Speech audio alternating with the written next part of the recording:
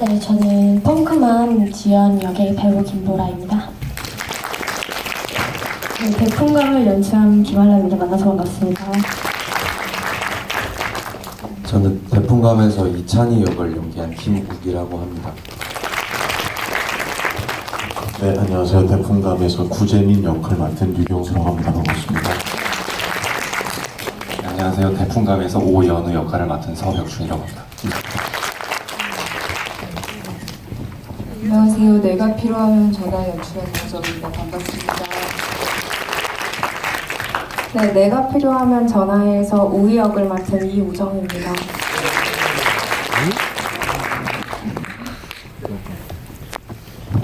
배우분도 이 자리에 많이 해주셔서 아마 감독님들뿐만 아니라 배우님들께도 궁금한 점 있으시면 질문을 많이 해주시면 될 것 같고요. 질문을 좀 생각하실 동안 제가 아주 간단한 질문을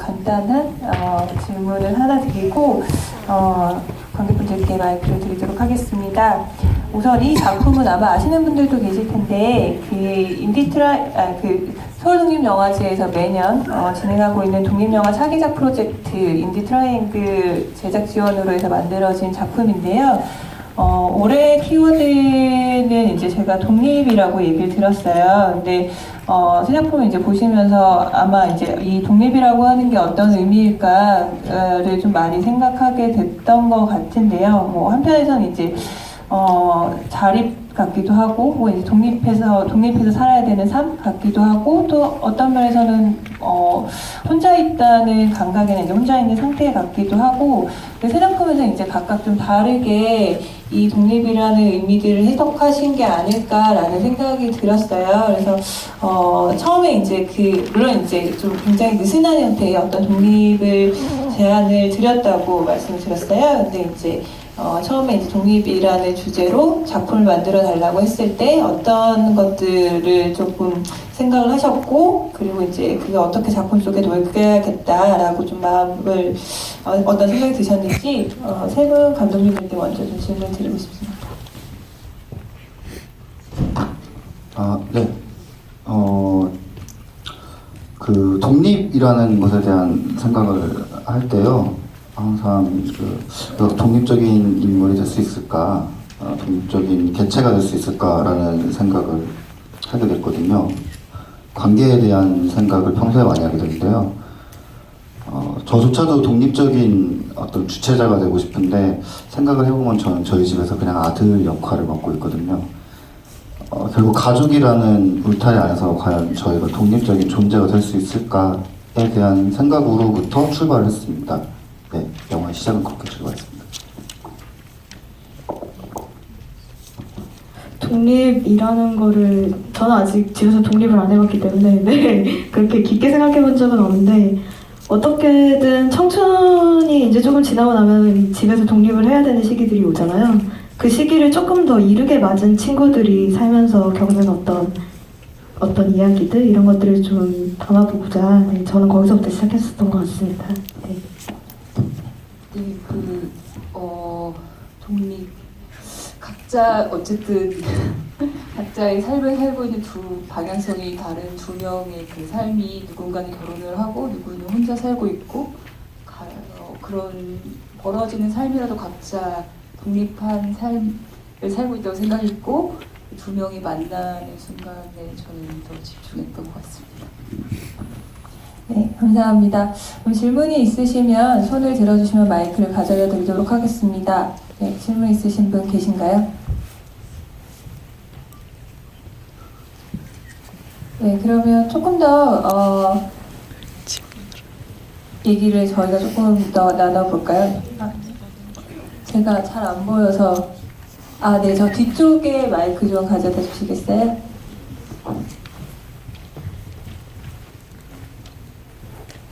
저 다시 한 번만 드리겠습니다.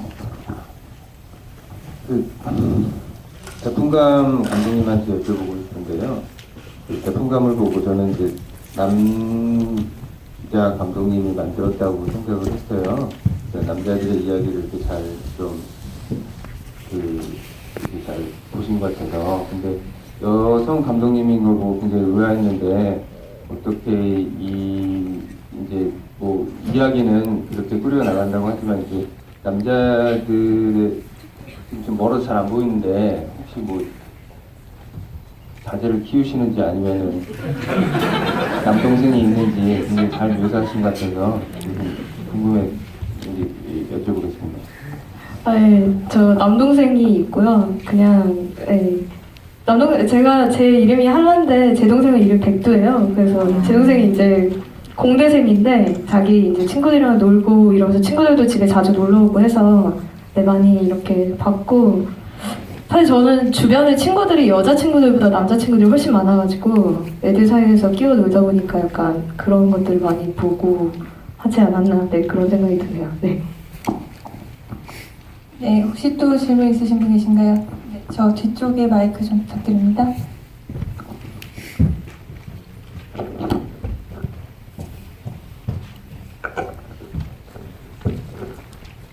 저도 대풍감 감독님한테 물어보고 싶은 게 있는데, 저는 개인적으로 자기 성적인 걸 내려놨을 때 되게 자기 자존심을 다 버리는 일이라고 생각하거든요.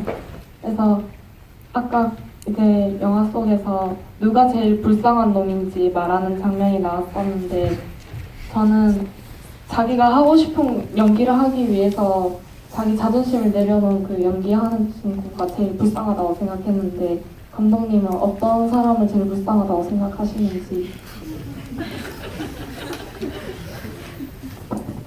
저는 셋 다 사실 불쌍하다고 생각해 본 적은 없고요. 그냥 뭐라 그러지? 어차피 그렇게 살아가야 되는 인생이고 다시 서울로 돌아가서도 그렇게 살아야 되니까 이 친구들의 인생이 불쌍하다고 생각하는 건 우리의 어떤 연민이 들어가는 지점들이고, 정작 본인들은 자기 스스로가 불쌍하거나 이런 생각은 안 하고 그냥 불행하다고 생각하고 있는 애들, 네, 그런 생각을 좀 하긴 했었어요. 셋 다 한 33.3%의 확률로 불행하지 않을까, 네, 그런 생각하고 있습니다. 연우 같은 경우에는 자기도 힘든데 한마디도 못하는 캐릭터잖아요. 둘이 힘들다고 막 그러니까 얼마나 불행해요, 그런 상황에서. 네, 그래서 연우가 조금 더 불행하지 않을까, 그런 생각을 좀 해보게 되네요. 네. 네. 또 질문 있으신 분 계신가요? 네, 이게 선물이 좀 달라져서 근데 뒤에 분이 먼저 조금 손을 들어주셨어가지고. 네. 안녕하세요. 내가 필요하면 전화해 감독님께 질문이 있는데요. 비혼이면서 프리랜서로 살아가는 여성이랑 결혼을 해서 가정을 꾸린 여성 두 분을 출연하게 됐는데, 그 각각에서 어떤 상황이 가장 힘들다고 생각하시는지 궁금합니다.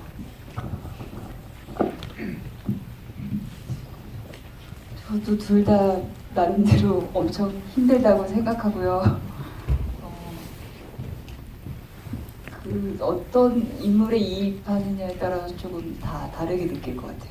근데 저는 결혼을 안 해서 개인적으로는 주인공에 더 가까운 심정이 들기도 하지만, 제 주변에 이제 결혼한 친구들이 저한테 뭐 하소연하거나 아니면은 이렇게 뭐 놀러 오거나 아니면 이런 친구들 되게 많거든요.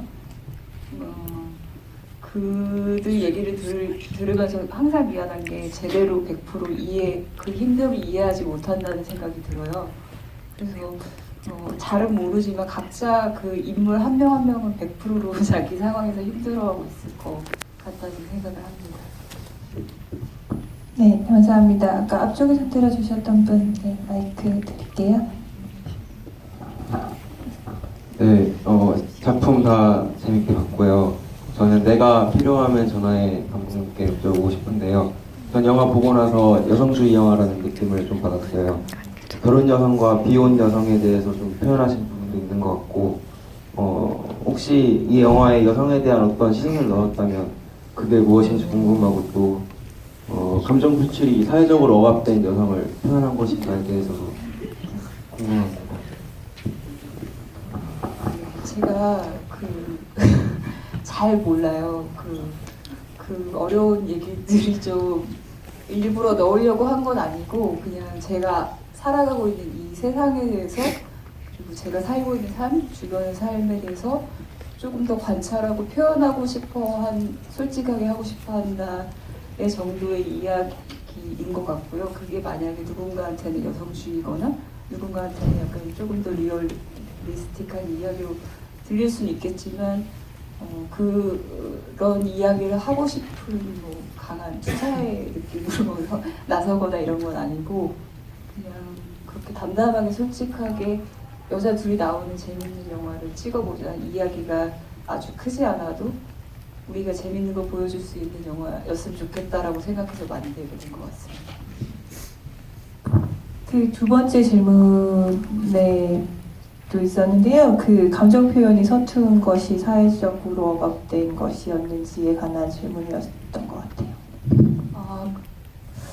당연히 사회적인 영향도 있을 것 같고 개인의 어떤 캐릭터성도 있을 것 같은데 그 나이가 들면서 일을 하면서 어떤 소속이 되면서 점점 약간 감정 표현을 하면 할수록 불편한 인물이 되어가는 것 같거든요. 그래서 서로 다 적당하게 나이스하게 고만고만하게 표현하는 그 미끌거리는 관계처럼 이렇게 되잖아요. 근데 그걸 우리가 일하는 입장에서는 견지하고 있지만 친구한테는 그렇게 그 모습이었다가 좀 변하는 모습을 가지게 하는 걸 하고 싶었습니다. 네, 아마도 마지막 장면에서 좀 그런 변화들이 좀 느껴지게끔 해주셨던 것 같습니다. 네, 또 질문 있으신데 저기 먼저 손 들어주셔가지고요. 이쪽 드리고 다음에 드릴게요.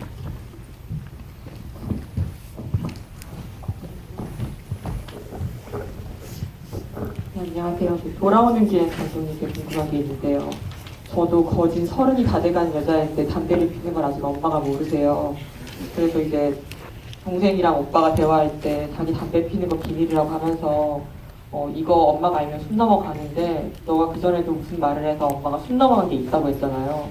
제 생각엔 저희 엄마가 제가 담배 피는 걸 알면 정말 숨 넘어가실 것 같은데 이거를 덮을 수 있는 그 앞전에 터트린 숨 넘어간 이야기가 무엇인지 되게 궁금해서요.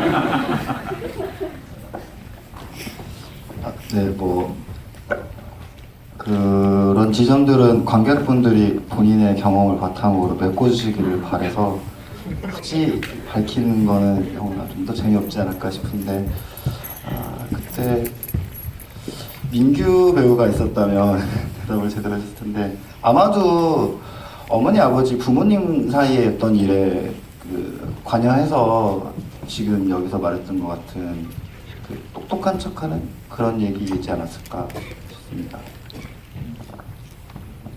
네, 그 배우님께 오히려 좀 지금 답을 어떤 상상을 하면서 그 장면을 찍으셨는지 한번 여쭤보도록 하겠습니다. 저는 가족 이야기인데 그게 이제 부모님 간의 그 이혼이라는 걸 가지고 이제 서로 싸우던 거였잖아요. 그래서 뭔가 엄마와 아빠와의 그런 관계성에 있어서 그 아들이 뭔가 편을 들어주지 않고 오히려 그냥 찢어지는 거에 대해서 너무나 아무렇지 않게 남처럼 얘기하는 그런 거.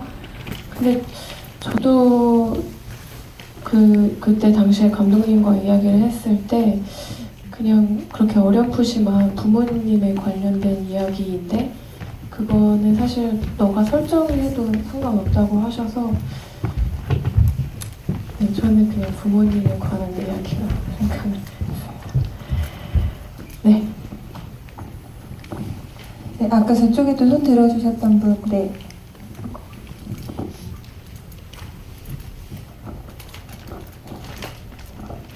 안녕하세요. 저는 대풍감 감독님께 질문을 드리고 싶은데 그 마지막에 대풍감이 영어로 번역될 때 대풍감이라는 고유 명사가 아니고 좀 더 실버라이닝이라는 영어 관용적 표현이 써였더라고요. 그래서 혹시 그렇게 번역하신 이유가 있으신지 궁금합니다.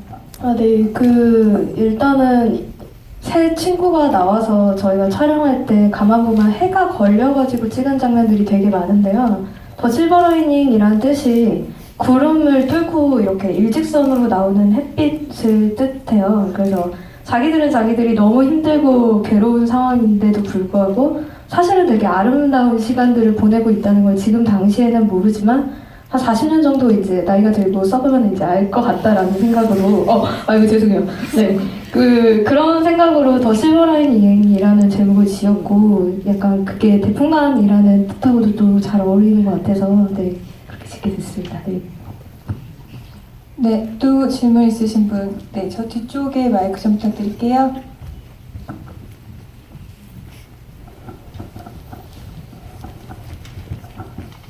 저는 돌아오는 길에 감독님한테 질문을 드리고 싶은데요. 저도 제목에 대한 질문이에요.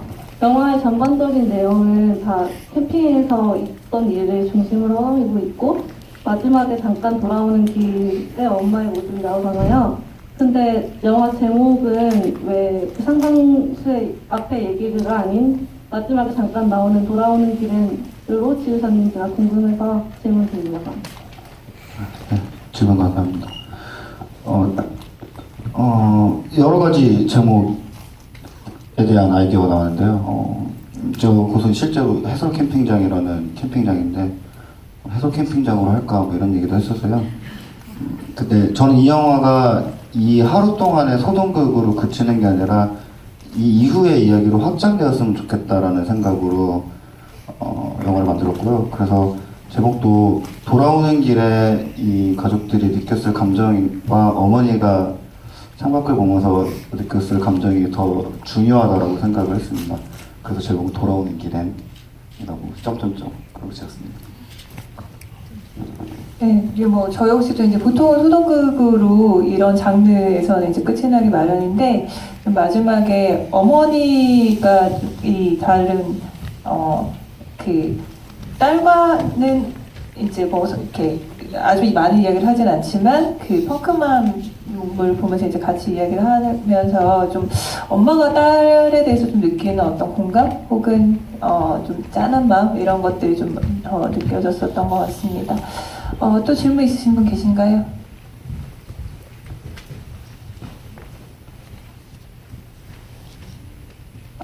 네, 저 뒤쪽에 마이크 좀 부탁드릴게요. 다시 한번 손 들어주시겠어요? 네. 네, 돌아오는 길은 그 배우님들께 여쭤보고 싶은데 문신이 굉장히 많이 이렇게 보면 하셨잖아요. 그래서 실제는 아닐 것 같은데 그거 작업하실 때 좀 힘들진 않으셨는지랑 그리실 때 혹시 저도 이제 문신하고 싶은데 엄마가 많이 반대를 하시고 해서 등장 맞았던 적이 있는데 혹시 뭐 좀 배우님들의 의견 같은 게 좀 문이나 부위나 이런 것들이 좀 반영이 됐는지 궁금합니다. 일단 하루 전에 했어야 해가지고 전날 저녁에 세팅을 해서 했고요.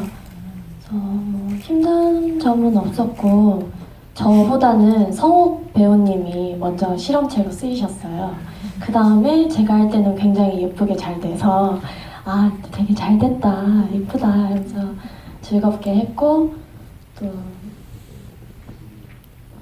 부위 같은 경우도 같이 이제 해주시는 분이랑 의견을 같이 나누면서 했습니다. 앞에 실험체로 쓰이셔서 굉장히 저는 수월하게 했습니다.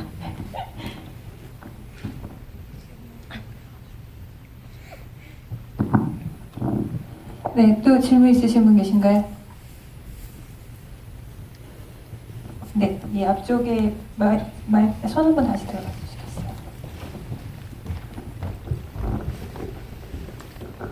네, 저는 내가 필요하면 전화해 감독님과 배우님께 질문하고 싶은데 우이가 이제 마지막에 상담을 받을 때 자기 감정을 표출하지 못할 것 같다고 울먹이면서 말을 했는데 이제 그 다음 장면에서 그 담장을 넘어가서 강아지를 만나러 가고 친구를 부르기도 하고 그러는데 어떻게 좀 감정을 표출한 행위라고 봤는데 그럼 어떻게 이제 그렇게 연습해보기로 결심한 계기가 그 사이에 뭐 생략된 건지 아니면 어떤 특별한 계기가 있었을지 질문 드리고 싶습니다.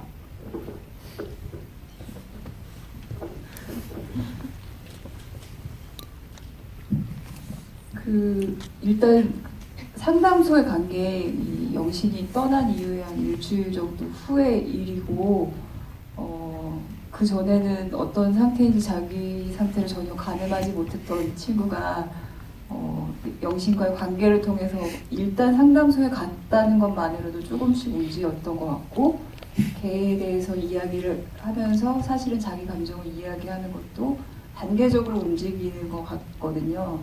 근데 그거에 대해서 약간 방점을 찍는 행위가 영신에게 전화를 하는 건데, 그 부분까지는 차마 하기가 어렵다고 생각하고 있었던 것 같아요. 그리고 상담소 끝나고 와서 다시 집에 혼자 남았을 때 그 텅 빈 공간에서 영신의 부재를 느낄 수 있는 어떤 다른 흔적들을 보면서 그 전화를 할 수 있는 용기를 스스로 내게 된 그 타이밍이 바로 그 혼자 있는 시간이었던 것 같습니다. 네, 혹시 이유정 배우님 뭐 대신 말씀이 있으실까요? 그게 이렇게 상담소에 아플 때 마음이 아플 때 가는 것까지가 되게 힘들거든요. 근데 어떻게든 갔다 오면 좀 후련하고 크게는 안 변하겠지만 그때부터 조금씩 바꿔가면 되는 거라서 어떡하지? 그래서 우리도 어떻게든 상담실에 가서 처음으로 감정을 말하고 조금씩 변하려고 하는 거 아니었나, 그렇게 움직이면서 끝내게 된 것 같아요. 네, 그렇습니다. 네. 그리고 그 마지막에 이제 그 개를 구출하러 가기 전에 사진을 보내주잖아요. 근데 그 사진에서 아마 우이는 처음으로 자신의 모습을 좀 외부에서 보는 걸 보지 않았었을까. 그래서 저는 그 장면이 참 좋더라고요. 네, 그렇습니다. 네, 한 질문 정도 더 받을 수 있을 것 같은데요. 혹시 또 질문 있으신 분? 네, 저쪽에서 먼저 손을 들어주셔서. 네. 다시 한 번만 좀. 네. 영화 3편 잘 봤고요. 그냥 배우님들한테 여쭙고 싶은데, 요즘에 이제 이런 전문 영화들이나 영화들 보면 연기하는데 되게 뭔가 배우들이 하는 정금 연기 같지 않고 그냥 우리 일상생활에서 우리가 대화하는 것처럼 이렇게 연기를 하시잖아요. 그게 또 의도된 것인지 좀 그런 게 궁금하고, 여기 나오시는 분들이 다 배우인지 오히려 거기 전문 직업 배우인 권혜요 씨가 약간 너무 정금 연기하니까 어색할 정도로, 다른 배우님들 연기는 굉장히 되게 일상생활적이고 자연스러운데 그런 게 원래 연출된 건지 아니면 연기하면서 어떤 생각을 했는지 궁금하고, 제가 다른 영화를 보러 가야 돼서 말씀 못 듣고 중간에 나가서 감사합니다. 네, 그 배우님들께서 이거는 답변해 주시면 될 것 같은데요.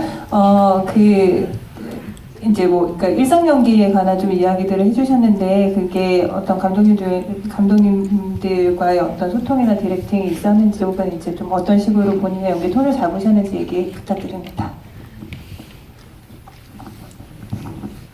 되게 빨리 말씀드려야 될 것 같은데, 저 같은 경우에는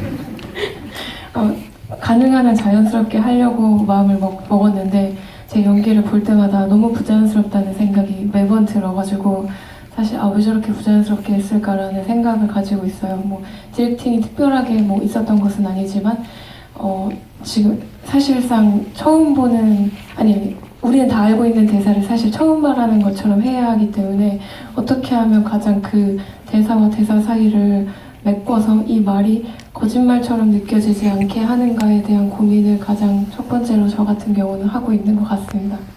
네. 네, 저 같은 경우는 감독님이랑 굉장히 소통을 많이 한 편이고요. 대사 하나하나 다 감독님이랑 상의해서 정했고, 그리고 실제 저랑도 굉장히 가까운 캐릭터라서 좀 편하게 촬영했던 것 같습니다. 저는 잘 모르겠어요. 솔직히 제가 보면서 너무 쑥스러운데, 의도한 거냐고 자연스러운 걸 의도했냐고 여쭤보셨는데 글쎄요, 그게 의도한다고 되지는 않습니다. 사실 그만큼 어려운 지점이어서 당연히 저는 자연스러워야 된다고 생각해요. 연기라는 게. 그래서 공부도 하고 있고 많이 고민하는 지점인 것 같습니다. 네. 네, 저는 뭐 자연스러워야 된다라는 생각보다 그냥 우리 셋이 나오는데, 친구 3명이 나오는데 어떻게 하면 우리가 잘 어우러질 수 있나 좀 많이 포커스를 둔 것 같고, 거기서 맞는 각자의 색깔대로 그렇게 거기에 중심을 많이 둔 것 같아요. 어떻게 하면 자연스럽지보다. 네. 일단 저는 전공을 한 사람이긴 한데 일단 최대한 저도 뭐 자연스러우려는 강박보다는 앞서 말씀하셨듯이 뭐 다 저희는 대사를 알고 있잖아요. 대신에 이제 그 대사를 나라는 사람으로서 받아들여서 표현할 때는 어떻게 하면 좋을까에 대해서 좀 많이 저 자신과 소통을 했던 것 같고요. 그 다음에 계속 좀 들으려고 많이 하는 것 같아요. 항상 친구들 얘기 듣거나 뭐 누구 얘기 들을 때처럼 이 사람들이 무슨 얘기를 하는지 계속 귀 기울이려 하고 그에 맞춰서 바로 생동감 있게 반응하려는 노력을 많이 했던 것 같습니다. 저는 연기를 전공하지 않고 사실 시나리오를 쓰고 있는 감독님의 동네 가까운 지인인데요. 그래서 이렇게 감독님이 평소에 뭐 어떤 생각하고 어떤 거에 상처를 받고 그러는 걸 좀 이렇게 사적으로 좀 알고 있어서 같이 작업할 때 그때 예전에 얘기 나눴던 것들을 생각하면서 했던 것 같습니다. 네, 감사합니다. 딱 정확한 타이밍에 답을 다 듣고. 네. 오늘 함께 해주셔서 너무 감사드리고요.